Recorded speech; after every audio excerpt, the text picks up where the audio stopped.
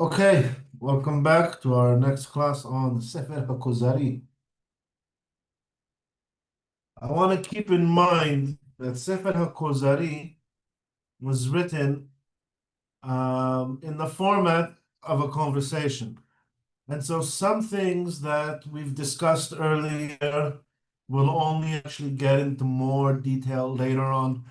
Certain things that we'll discuss today will be expounded upon later on. And over here, in today's class, we're going to be encountering the term segula. All right. We say the chosen nation, the chosen people is referred to in Hebrew as Am Segula. And we're not really going to discuss the Am Segula aspect, just maybe mention it a bit today. And because conversations, they go off, take different tangents all the time. Certain things uh, get discussed more in one place and are just briefly mentioned in another. And to really understand Sefer HaKuzari, you need to first learn Sefer HaKuzari. All right? You need to learn to understand what he says in one paragraph. You need to have a broad outlook of the entire book. Only after you read the entire book once can you repeat it and understand, oh, this is what he meant, when he was talking about the segula over here. So that's just one note I want to keep in mind as we encounter this term, the segula. All right, so we're continuing pretty much from where we left off. Just some excerpts, right? So, previously, the king of Kuzar was talking with the Chacham, and the Chacham said, we have an exact accounting of the history of the nations, and we know exactly how long it's been since Adam. So he says, so what day do you consider it as present, right?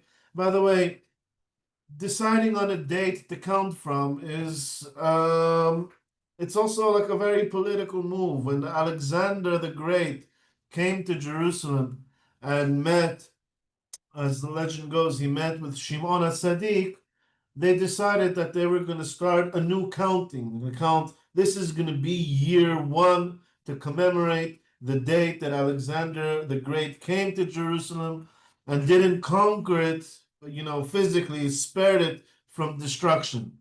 All right, and they agreed on this date. It also happened to be exactly 1,000 years from the exodus of Egypt, right? So when we count a date, there's a lot of significance to it. When we write on all our legal documents, right, the date is 5,800 and whatever, or the date is 4,600, right? We're giving legal validity to these dates.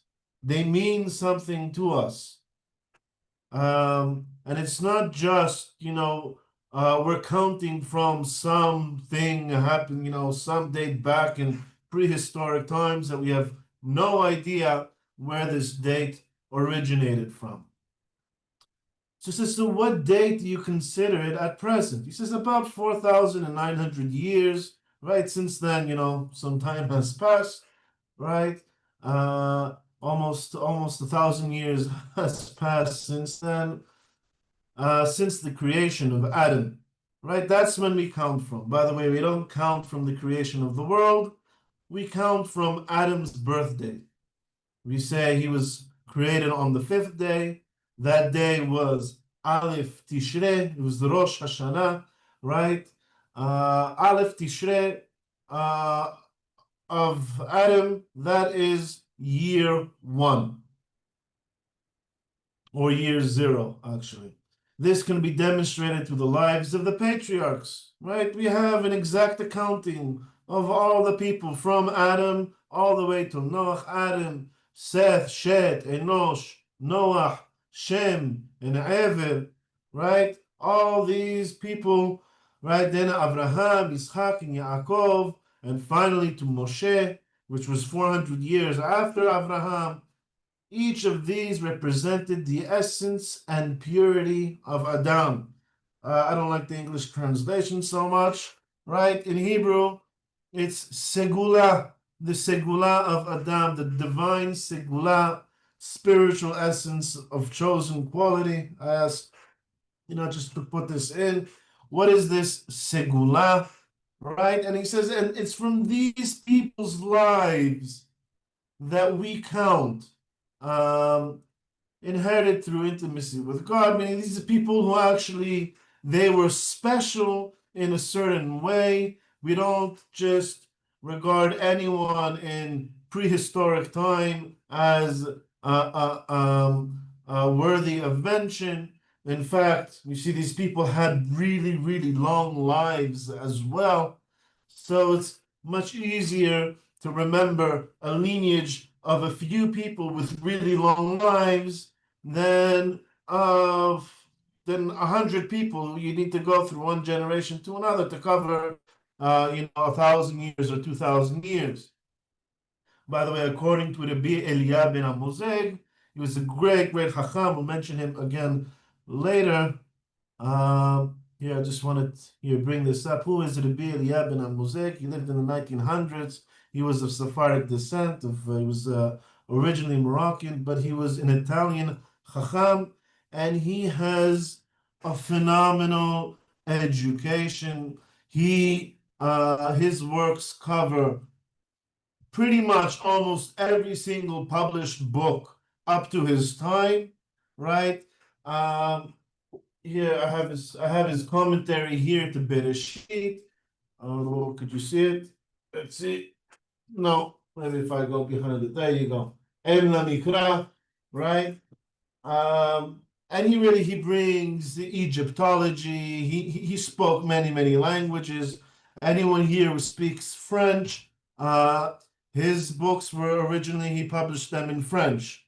I just have a Hebrew translation of it. Anyway, so he says it's not likely that everybody lived such long lives back then. Only those few special people whose names are mentioned, those Segula. Let's see, let's get back to our text. All right.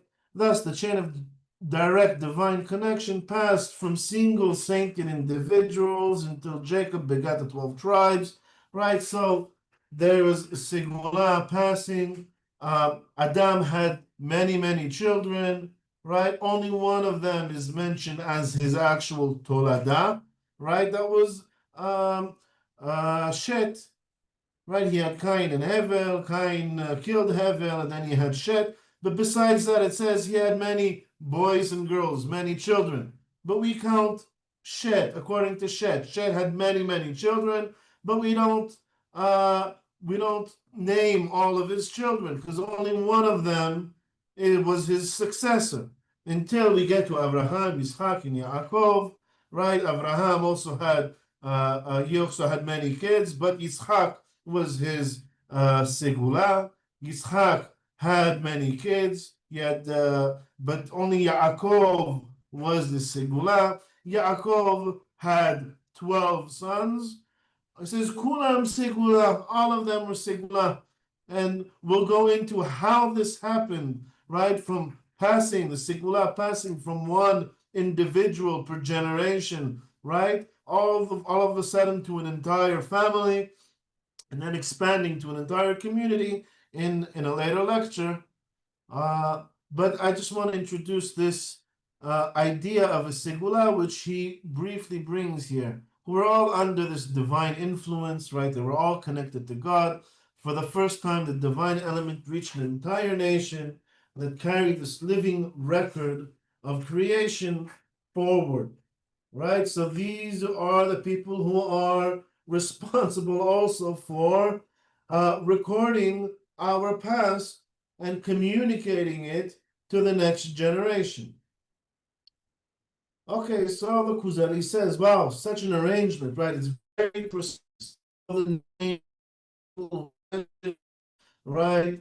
Removes all suspicion of falsehood. 10 men cannot conspire upon a lie. How much less an entire nation? And the period between these generations is too short to allow myths to form. I wouldn't say myths, proper translation would be falsehoods, right? You can't make up a history from just 500 years ago, right? There's like about 500 years, 400 years between Moshe Rabbeinu and Abraham, right? Abraham Avinu was one generation after the divergence of the nations and the divergence of the languages, right? They're not recording ancient history, right? The Torah was written in year 2448 from the creation, from Adam. All right, 400 years previous was already Abraham, right? Moshe Rabbeinu, all these stories of our, they're being committed to writing only like 400 years later. So these traditions, they're not going back thousands of years.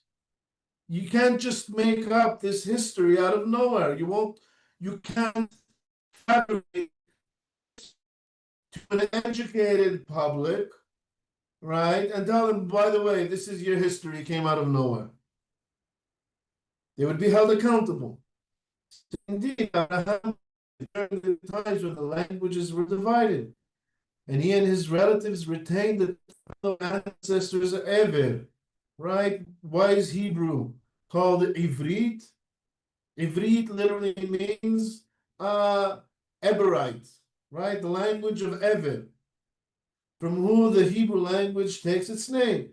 400 years later appeared Moses. In an age already rich in astronomy, writing, and philosophy, right? The times of Moshe, especially Moshe, who grew up in Pharaoh's court, right? He had access to all records and knowledge of his time. And he had access to the Hartumim, to the wise men of Egypt. He approached Pharaoh and his wise men of Egypt and also the elders of Israel, all educated and discerning people, right? You can't just make these things up. It's not that far long ago.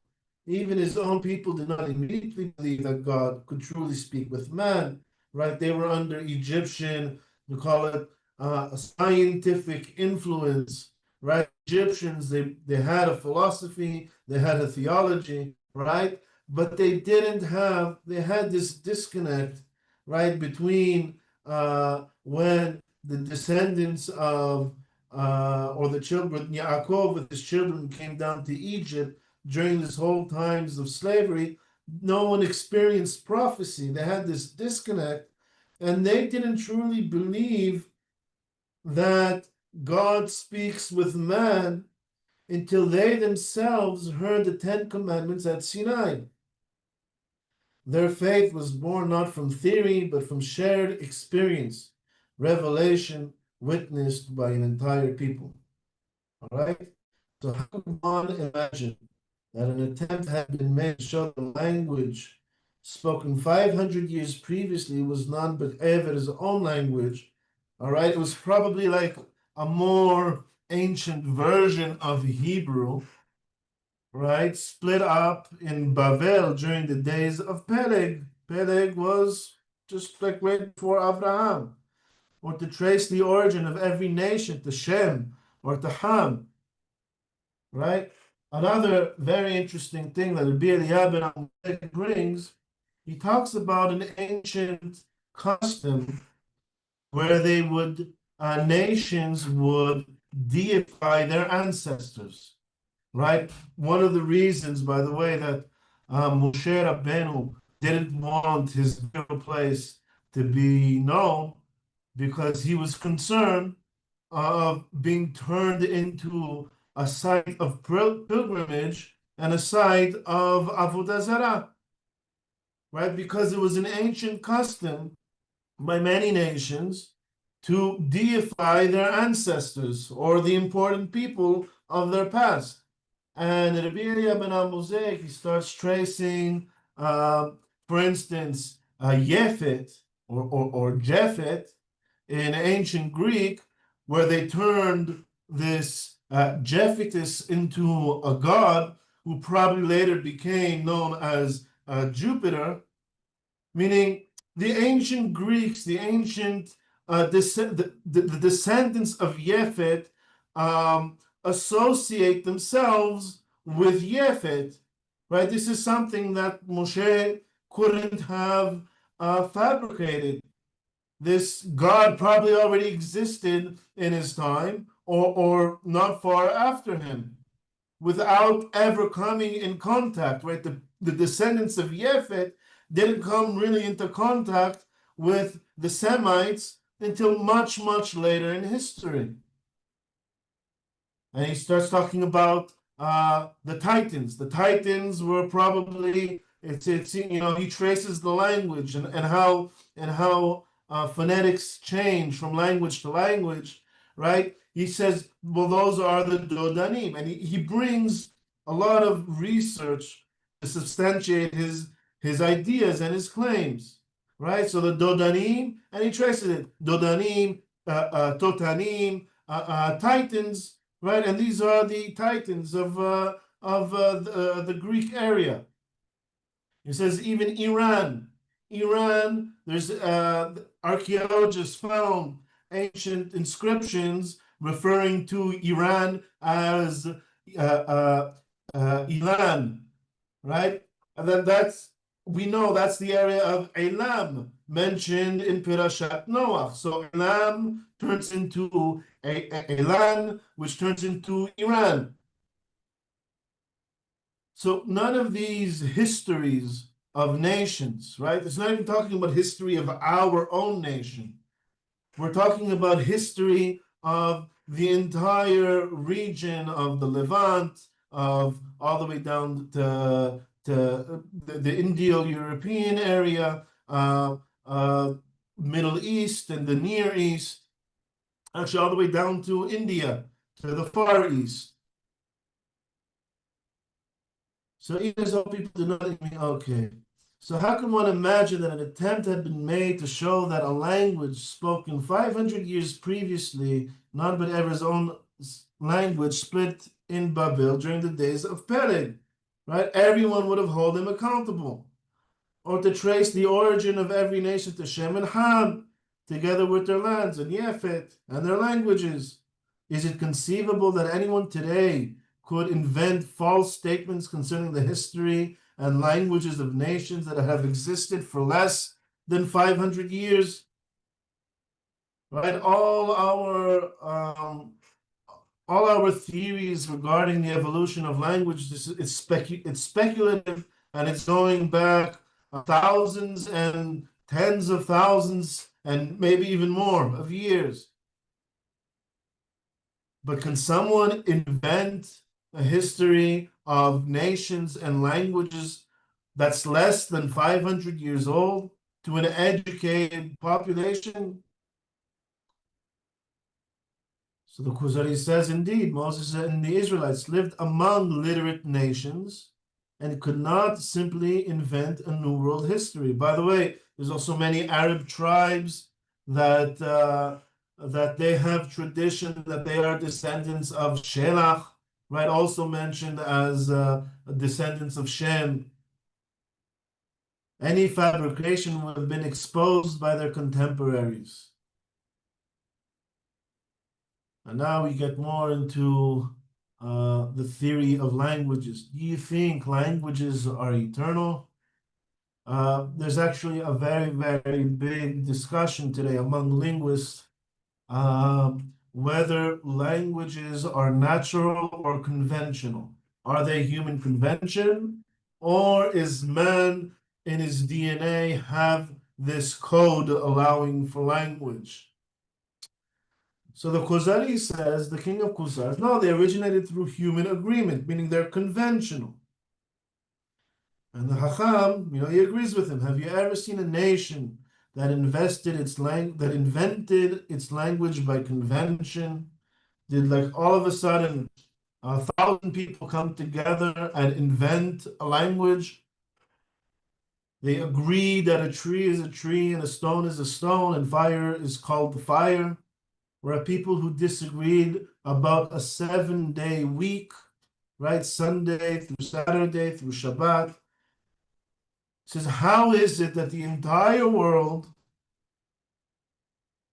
commemorates a week of 7 days? Where does the seven come from? There is no natural cycle, by the way, right? Signifying a week, a month, right? We have the orbit of and the cycle of the moon, right? We keep track of the cycle of the moon. We could actually see its phases, and it's about 29 days, right? So a month has a natural cycle. It's no surprise that everyone's month is about 29, 30 days. A year, okay, so a year there's a little bit of a split. Is a year 365 days or 12 months? Okay, so some go with 12 months, some go with 365. 12 months is like 354 days. If it's lunar, it's called a lunar year. A solar year, 365 days, is measured by the cycle of the sun. Everybody on Earth agrees with the cycle of the moon and the cycle of the sun, right? What is there in nature to show us a weekly cycle? There's nothing. But somehow all of humanity agreed to a 7-day week. All nations from the Far East to the Western Islands count time by the same 7 days. Such universal agreement cannot be coincidence. It points to a shared origin, a memory of the first ancestors, Adam and Noah, whose descendants preserved this reckoning. Similarly, all nations count by tens, a trace from the first man who did so. Right? We have a decimal system, a system of 10. After we get to 10, right? We go from 0 to 9. After 9, we put a 1 in front of the 0, and we start at 0 from 0 to 9 again. We get to the 9, 19. We raise the next digit. It's 2, 0. Where did this convention come from? There is nothing in nature pointing to it. Right? He says there was a common tradition, and a common tradition could have only come, right? If everybody agrees on these common traditions, they must have originated from either a very, very small group of people who later expanded, or maybe even just one person who passed this tradition on to his family, and they later on went on and expanded over the entire world. So even the languages, right? By the way, we see that there's a lot of similarities between languages. There are actually many families of languages. Families of languages meaning they seem to have come from a common origin. And at least in this area that the Torah is talking about, in the sections of Bereshit and Noah, right, and all through Bereshit, is all concerning this area of Mesopotamia, Turkey, Greece, India, the Middle East, right? All the languages in these areas seem to really have come from either one or like very, very few common ancestor languages.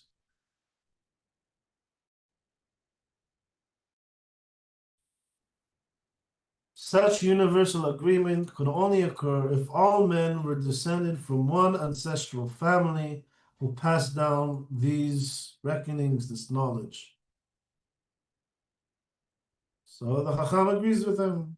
The East and West and their weeks, their counting systems, and their oldest myths, right? We discussed this previously. All nations in this area, they all, actually, even throughout the entire world, have some sort of myth of this great deluge, right? This great flood that wiped out all of humanity. All preserve traces of that original unity. I remember when they first, people first were became aware of this myth, this ancient Mesopotamian myth called the Epic of Gilgamesh, tracing some sort of flood that wiped out all of humanity. And Gilgamesh, the king of that area, went out to seek out um, this person who survived this flood. Oh, they say, oh, look at this, the Torah, right, is just forging ancient myths, right? The Torah must have learned it from somewhere. There's nothing original about the Torah. And I say, I think this proves the exact opposite point, right? The Torah didn't invent out of nowhere this flood that affected the entire region. Right? If a flood actually affected this entire region or the entire world, it makes sense that everybody would have some sort of memory of this event. So this discovery of the Epic of Gilgamesh doesn't come to contradict the Torah in any way. If anything, it just shows how the Torah is recording for us, preserving traditions of the area. These shared customs are the footprints and the earliest divine instruction still visible in human civilization.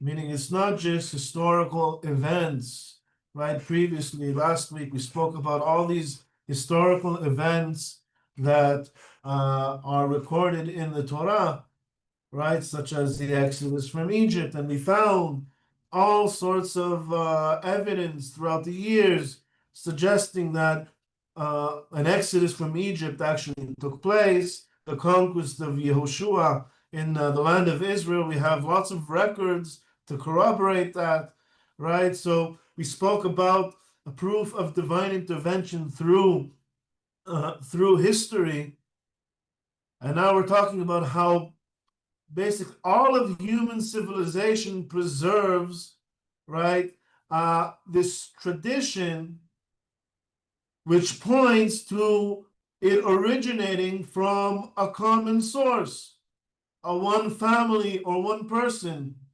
Otherwise, you can't get people all over the world to agree to a 7-day week and to a decimal system of 0 to 9 or 1 to 10. Depends if you're Arab or Greek. But it's 10 digits.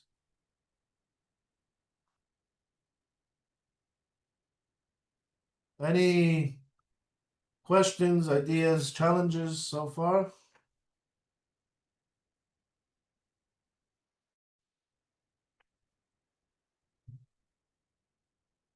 All right. Just want to see my notes. Okay, so if you're not going to challenge, the Kuzari is going to challenge. Such universal, sorry. So what do you say about the Indians, right? The Indians from India, from Hodu, who claim antiquities of millions of years. They say they have buildings that are millions of years old, right? We have archaeological findings that archaeologists really date back, maybe not millions of years, but tens of thousands or hundreds of thousands of years, definitely to a time before Adam. But what would you have to say? How would you respond? Anybody? Any ideas?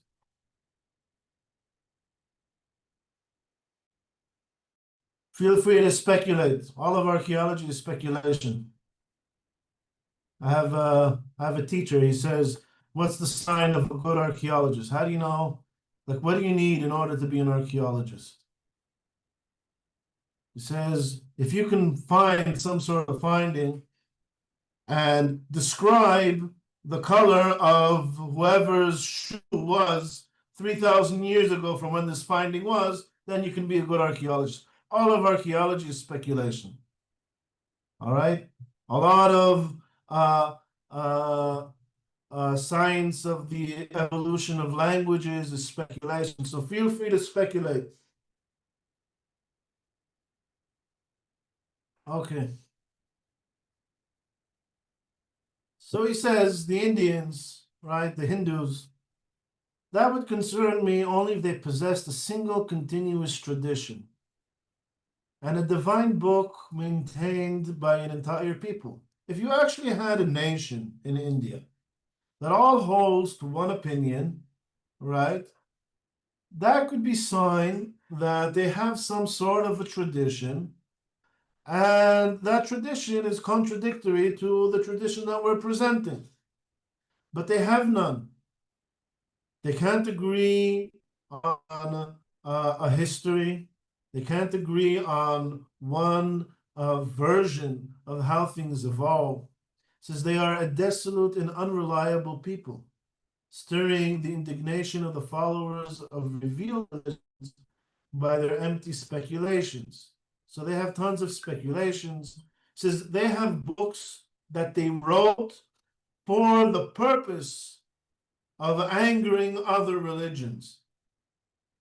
They anger others with their idols, talismans, and magic, and they take pride in these things while mocking those who claim divine revelation. It says their books are based on astrology, they're based on magic, they're based on voodoo, right? Their few books are contradictory and deceptive, right? The few books, ancient books that they have, they contradict each other, written to mislead the weak-minded.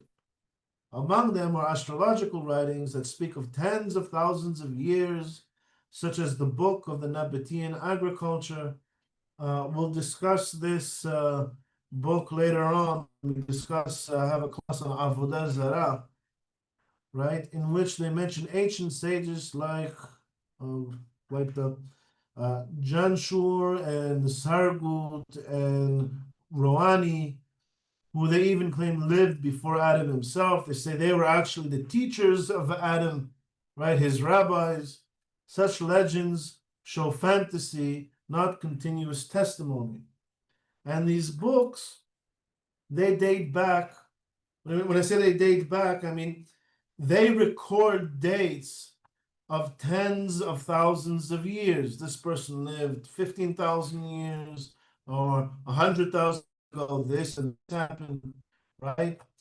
But first of all, if you look to our previous arguments of, well, when was the Torah written? The Torah was written only 400 years after Abraham, right?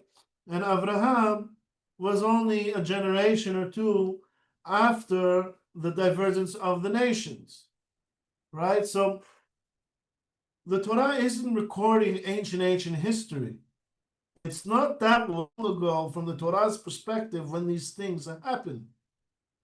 It's not recording things that happened 100,000 years ago.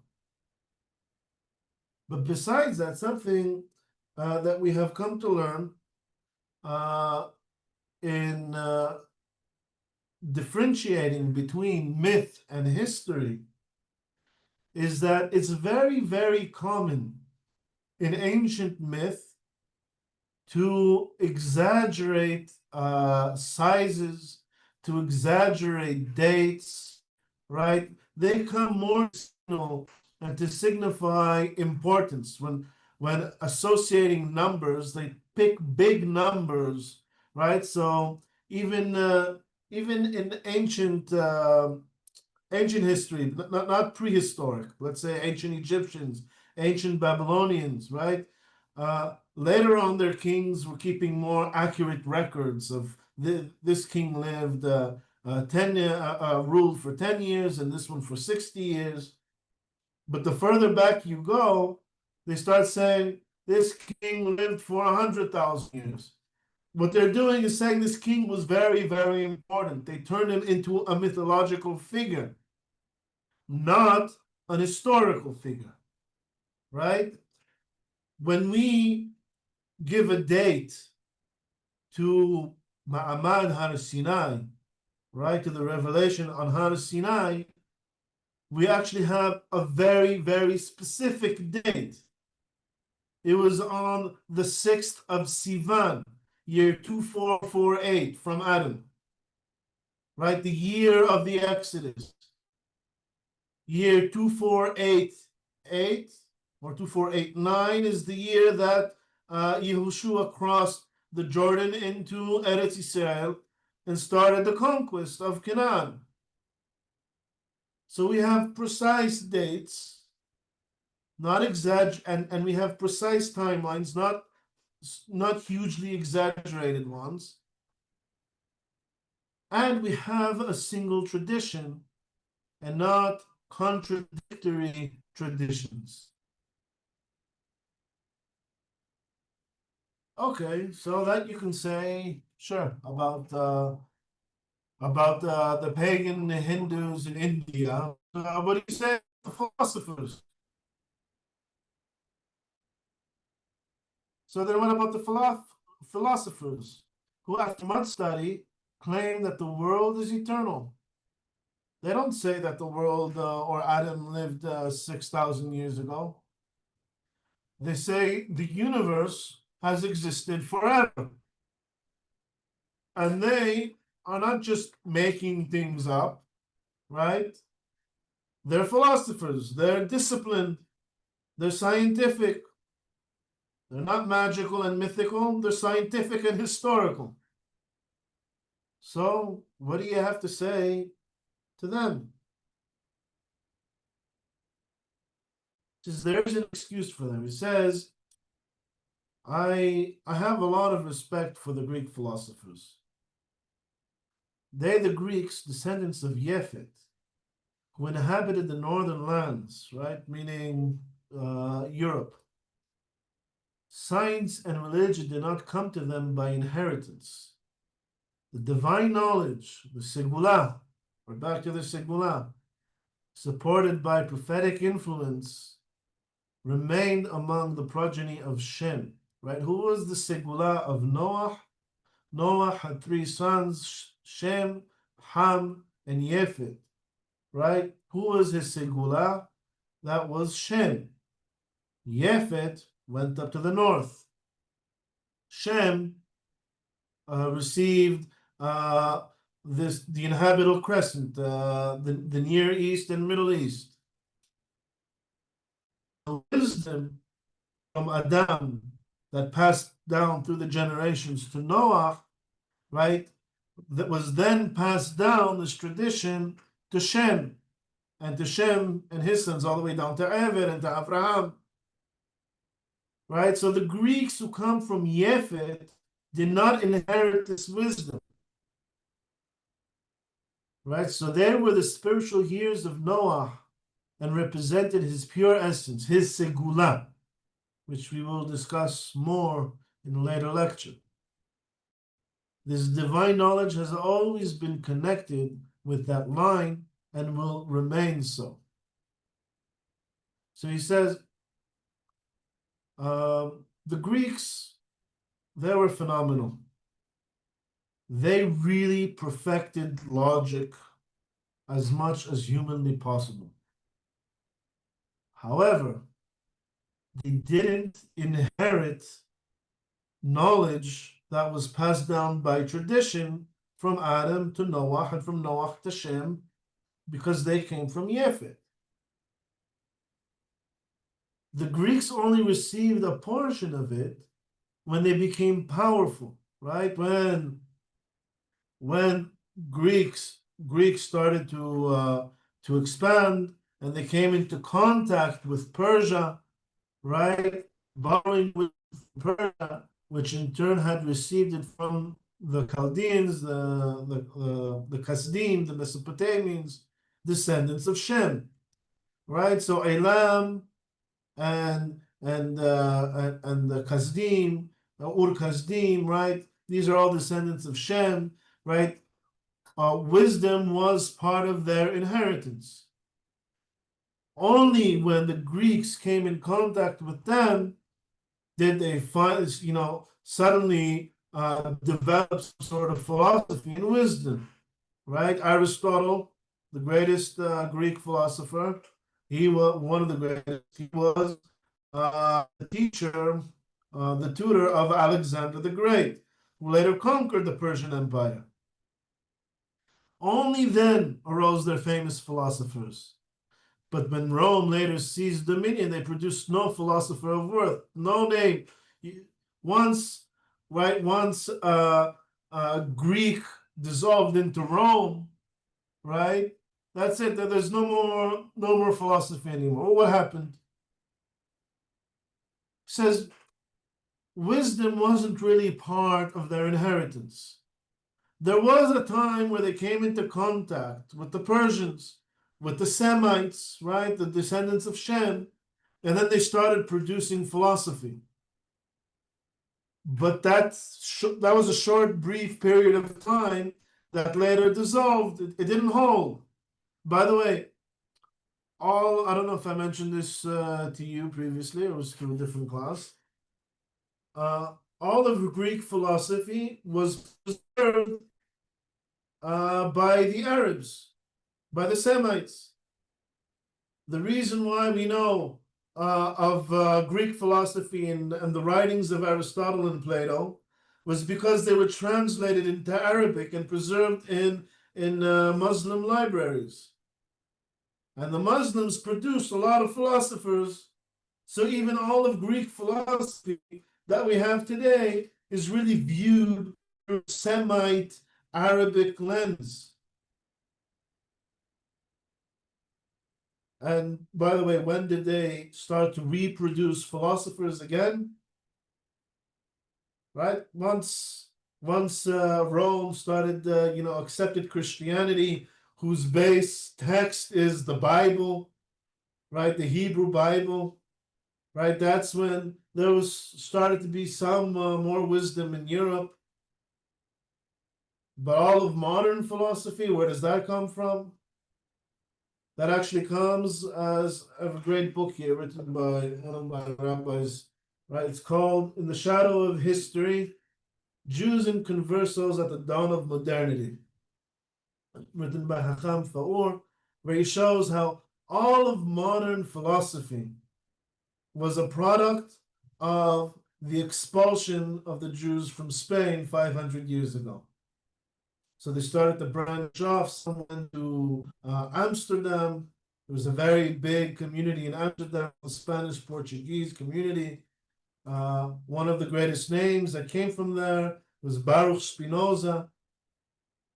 He's seen as one of the fathers of modern Western philosophy. He was of Jewish descent. His family came to Amsterdam from Spain when the Jews were expelled from Spain. There were many figures like this. And that's when Europe started to, enter the Enlightenment. Again, it's when they come in contact with Semites, with Shem. So does this mean Aristotle's philosophy is unreliable if it's not based on tradition? He says certainly here, this isn't the full excerpt. It really depends what the philosophers are talking about, because when it comes to science and things can be proven empirically, like mathematics and physics, right? That is reliable. But when you start venturing into the metaphysics, into the ideas of infinity and things that aren't material, that's where the human intellect hits it. And without a tradition that's based on a revelation, it's unreliable. He reasoned without any received tradition. He struggled equally with both theories, creation and eternity. right? Regarding was the universe created at some point? Did it have a beginning, or did it exist forever? Right? He struggled with both theories. None of them could be fully proven. Today we have plenty of physical evidence pointing to the Big Bang and that there was a beginning to the universe. So that today we know, even through science, that not just through revelation, but through scientific inquiry, we know that the universe was created. But back then, there was no evidence for a created universe, but there was no evidence for an eternal universe either. And finally inclined to eternity only because his intellect had no reliable guide, he found no reason to investigate the true chronology of origins of those who lived before him. He was building everything from what he sees around him and using that as a basis to speculate into metaphysics. Had he lived among a people possessing an authentic and universally acknowledged tradition, he would have used his reasoning to establish creation rather than eternity. However difficult the idea, for creation accords with both tradition and possibility, meaning you can speculate both in favor of creation and eternity, but creation also has the added value of a tradition, right? Whereas eternity exceeds human reason. Eternity assumes infinite. The human mind doesn't understand infinity because the human mind is conditioned by what we see around us, which is only physical universe, which is a finite and defined universe.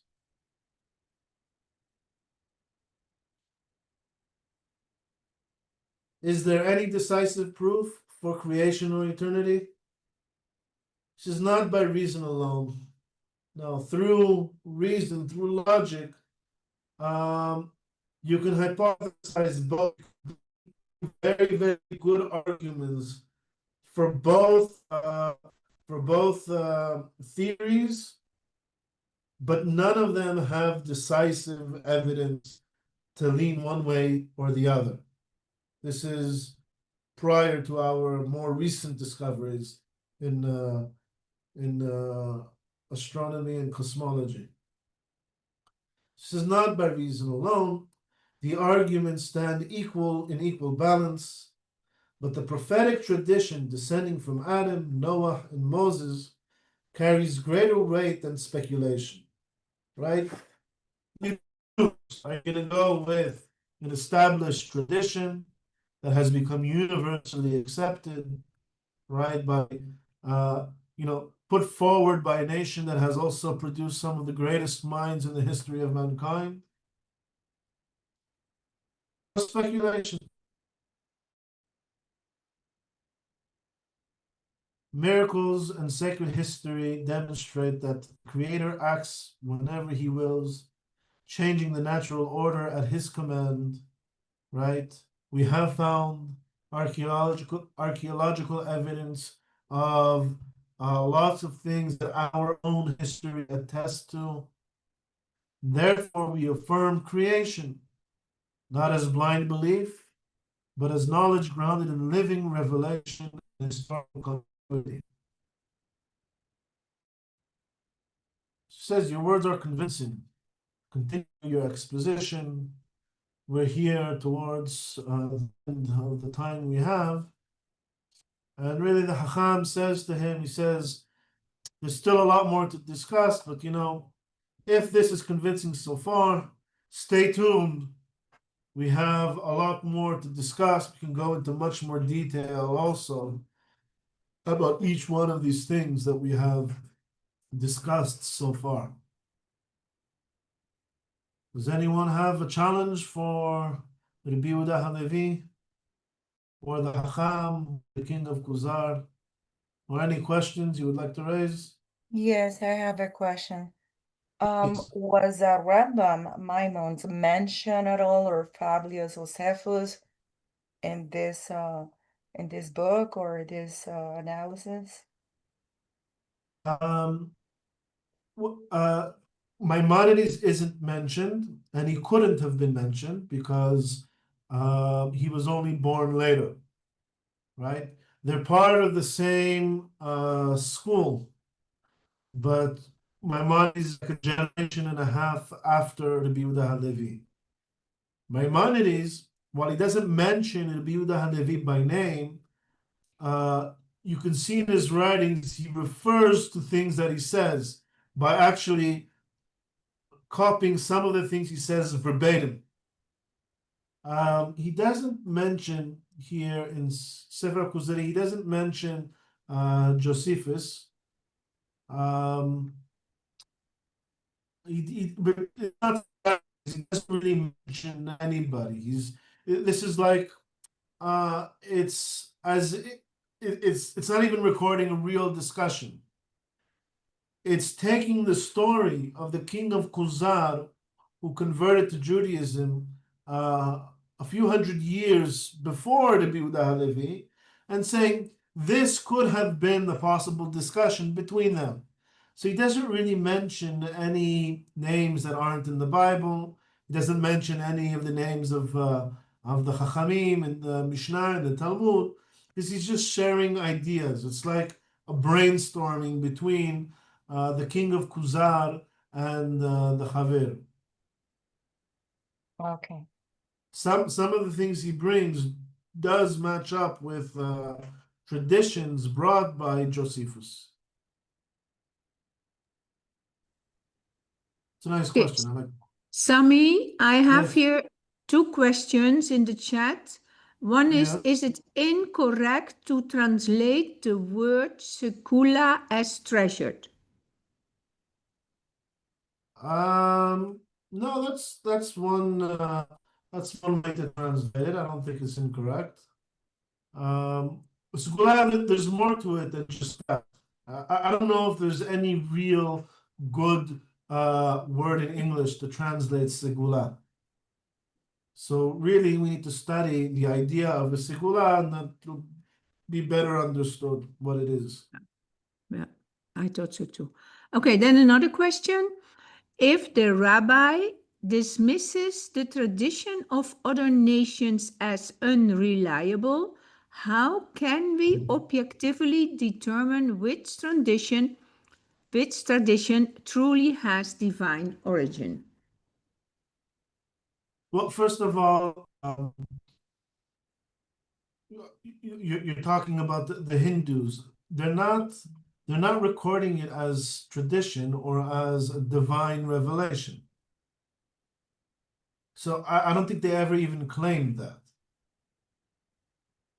He says the fact that there's so many contradictions between them, they have a few books and each one contradicts each other, that's already proof or testament that it's not a tradition. So he doesn't even need to bother with disproving it as a tradition because it's not a tradition. By the way, in the Hebrew mind, right, we used to have a Supreme Court. The Supreme Court was responsible for transmitting the tradition of the oral Torah from one generation to another. And as we had this Supreme Court, we had no mahloket in the law, right? The tradition was accepted. Anything that was tradition, everyone knew. Everyone accepted it as a tradition. And there wasn't conflicting laws or conflicting interpretation to the laws. Even the mahlokot that came later on, they weren't regarding things that were received by tradition, just new rabbinical decisions and enactments. Different idea. One said, for instance, some say we need to abstain from eating kitniot on Pesach, and the Sephardim say no, we don't see a need to abstain from eating kitniot on Pesach, right? Kitniot on Pesach, there is no tradition regarding that. Different courts at their discretion can decide to either forbid it or to allow it. However, nobody disputes that there are 5 grains that are considered hametz that you're not allowed to eat on Pesach. That is a tradition. Does that answer the question? Whoever asked it? Okay. I have no Yes, question. thank you, Rabbi. Welcome. Pleasure. Yeah, you said you had another? No, not Oh, here. okay, so that's it. All right, so we'll finish here for today, unless anyone wants to jump in with a question. And we'll see you all next week. Be'ezrat Hashem, inshallah. Zerat Hashem. Thank you so much, Sami. Yeah. Pleasure.